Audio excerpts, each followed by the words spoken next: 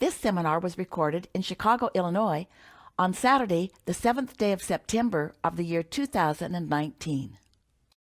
Okay, how I feel about this is that when I look at this person who appears to be suffering, I see the wholeness and the beauty of who she is. We know you want to, but we don't believe you yet. We know that's what you want to do, but that clarity is not within you. If that clarity were within you and we point in your direction, there would have been such a connection between you and us that everything else would have been obliterated around you. Jerry used to tell the story that when you are clear about what you want, and he used the example of walking through an airport. Try it sometime. Esther plays it all the time. So you're walking through an airport and you're just sort of drifting, a crowded airport, and people just kind of bump you, and you're stopping frequently to wait for it to clear, and then you're looking for an end run where you can get around somebody, or you can be very clear about where you're going and be moving in that direction. It's like the seas just part for you. It's like everyone becomes a cooperative component to your intentionality. Well, that intentionality, it isn't a determination, as we were talking about in our first conversation. It's not determination. In other words, me using my powerful mind and my invincible being to make things happen. It's me connected with source energy, who knows what my intention is, who is able to influence everything that's going on around me, because one who's connected to the stream is more powerful than a million who are not. If you are able to connect with who you are, then your power of influence is mighty. But if you're letting what you're observing, especially with someone who you care about so much, if you're letting what you are observing be the basis for your vibration, even though you say words that sound good and you say words that you really want to feel and mean, because you haven't made that jump, you haven't harnessed that connection, and so you're not more powerful than millions who are not, and you can tell it by the ongoing concern and discomfort that you're feeling. You got to feel the desire before you can influence it. So it works like this. Just relax. You're going to hear this because you're not far off of this at all. We are so enjoying your receptivity. This is a wonderful thing that's happening here. You know how we began today talking about your inner being and the point of attraction that your inner being has, and you and the point of attraction that you have, and that those 2 points of attraction really equal how you feel. The more in harmony you are with your inner being, the more glorious you feel, and the more resistant you are, the less wonderful you feel.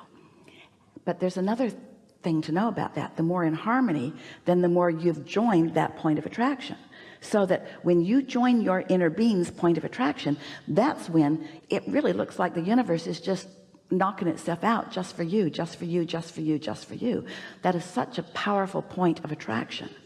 And so in like manner, when you are focused upon someone you care about and you're under the influence of what they're living, then they're kind of controlling what's going on, and you're sort of a cooperative component to what you don't want, and your emotions indicate that.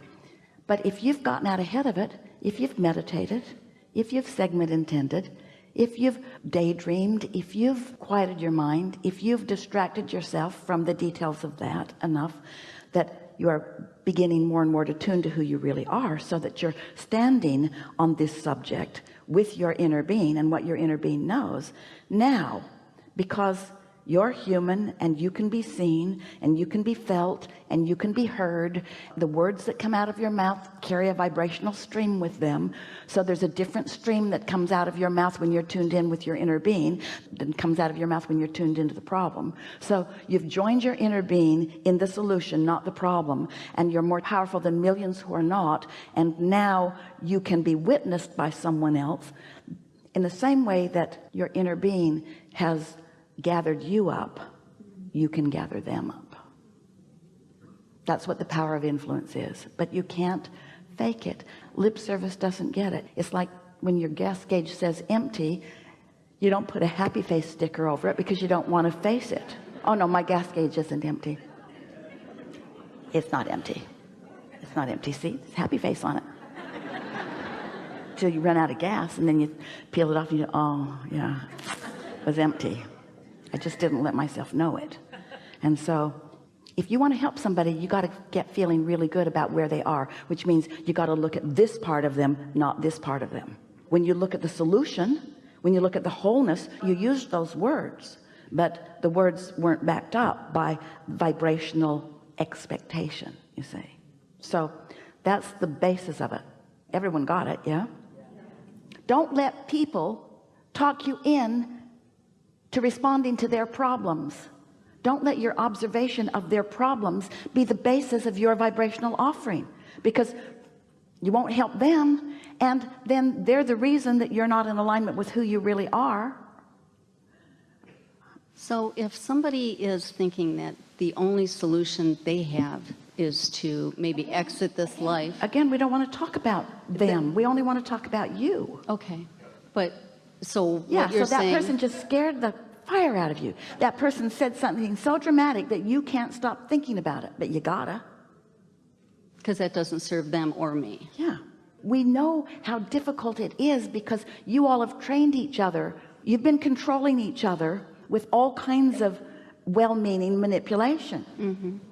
When someone's really hurting, they want solution, and they want it from you, and they want it now, but they can't get it from you because you're not the source of it for them, unless you are. If you're tuned in, tapped in, turned on, if you know who this person is, if you know the power of their being, if you know where they're going, if you know what's in their vortex, which your inner being will help you to know, you've just got to decide which part of them you're going to make your object of attention. We had a conversation similar to this, not this intense, not this productive, not this valuable, not this big, not this dramatic, with a mother some years ago. And she said, when we were encouraging alignment and then attention, not attention without alignment, well, won't my son feel that I am forsaking him? And we said, well, how could anyone feel like they're being forgotten or like they're not important when you're focused unequivocally on the wholeness of who they are and reflecting the beauty of that back to them constantly? In other words, when you know what you know, if you had some illness dripping from your body and you showed up in a doctor's office and the doctor went, oh my God, that does not instill confidence. That's not the doctor that you would say, can you help me? He's afraid of you. But if you see someone who says, yeah, that's good, seen it before, confident in your well-being. Most doctors are not all that confident in your well-being because your illnesses have trained them into negative expectation. But you get our point. How can somebody who is under the influence of medication regain clarity and connection? Are you under the influence of medication? I am not. Then that question is off limits right now. Okay. That question is none of your business, and neither is the answer, because we keep talking to you about your influence and you keep looking back at what's going on. So far you haven't heard anything we've said.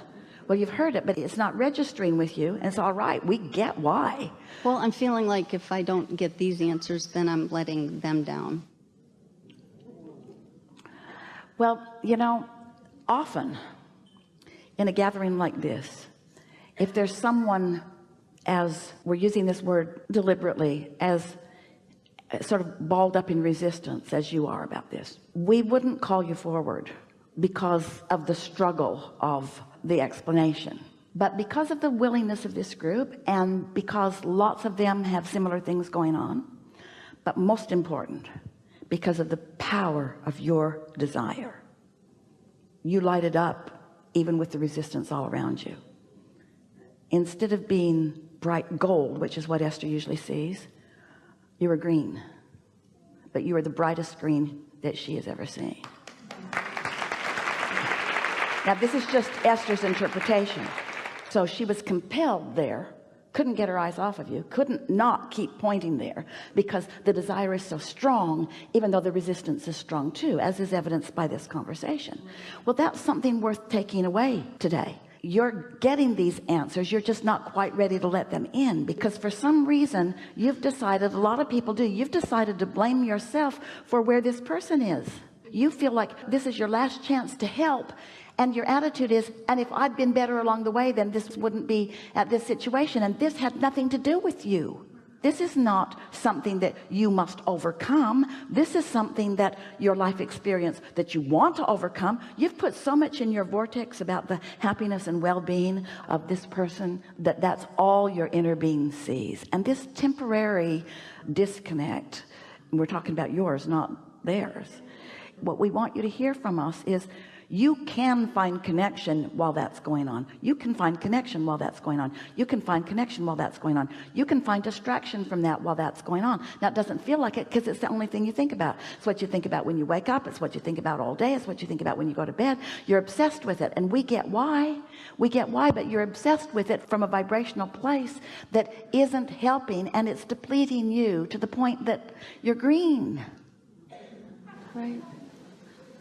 Thank you. I love you so much. At least you're lighting up. I know, right? Don't underestimate that. You're not bored with this conversation, are you? Don't you all know? Can't you feel when you really want something? And can't you tell? Can't you feel when you're on the wrong end of the stick of something that you want? And don't you just want to demand of the universe that they make you an exception?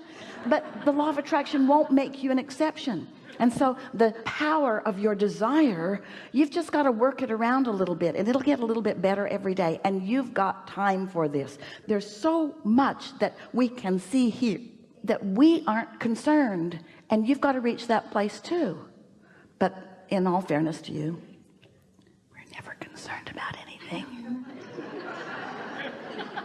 We just trained ourselves that way. We just don't look there. We just don't look there because it doesn't help. We don't look there because the bigger part of you and the object of your attention is here. You've just got to know that. But that's that trust. And every day as you gather information that frays at the ribbons of your trust, it doesn't help you. So you've got to find some way of separating yourself a little bit from that. A book that you can write in will help you a lot. And writing positive aspects of things, especially off that subject, will help you a lot. It's like when you pick up this stick that says my desire for this person and my fear about my desire for this person. In other words, every stick is two subjects. Put the stick back in the pile and realize that there are a whole lot of sticks in that pile. And every time you pick that one up, you go to the wrong end because you care too much, because you're off on the wrong foot on it. And it's not going to get better picking up that stick easily. You made some progress here, but the entire universe is focused with you, and you were still stubborn. We'd love to have this came about. We almost had to leave the stage and go bodily bring you to the stage. But in that pile of sticks, there are a whole lot of other sticks in that pile that you do have the ability to pluck up and focus on. And a lot of those sticks you already feel good about. Can you name some of those subjects where you have no worries? In the same way that this subject calls you that way, can you tell us any other subject that easily calls you this way? Actually, the thing that I find most pleasure in is my fairy garden. And the story that kind of evolved from that, and it's changed my perspective and how I live my life. All right, that's one thing. What else? The knowing through this fairy garden. Yeah, but we're looking for subjects. We're looking for subjects. My connection to source. That's a good one. Oh, my granddaughter, who totally keeps me connected to my source. Doesn't keep you connected. You stay connected. Is your granddaughter keeping you connected because she offers conditions that make you conditionally connect? She offers unconditions. Is it her doing or yours? I think it's ours. Is it easy for you to feel good when you think about her? Oh, instantly I feel And good. do you need to be with her to feel that way? No, I do not. Then it's you. Then it's me. Okay. So Right. You have the ability to focus on that. Every time you pick that stick up, you feel good. Every time? Every time. Every time. So that would be a really good thing to focus on, because focusing on that in no way diminishes your attention to the other. It just puts you in a position where when you're in the forest and the tree falls, you'll hear it. Right. Got it. Anything else? Any other sticks in the pile? My twin sister. Yeah. Oh my gosh, my dog, my gardens, my flowers. So off the subject, you tuned right in. And off the subject, impulses will come to you. And when those impulses come, follow them, because those will be very beneficial to you impulses. And then just enjoy watching the unfolding of this. You just got all your power back. But you got your power back by reaching for the pleasure in the stick pile.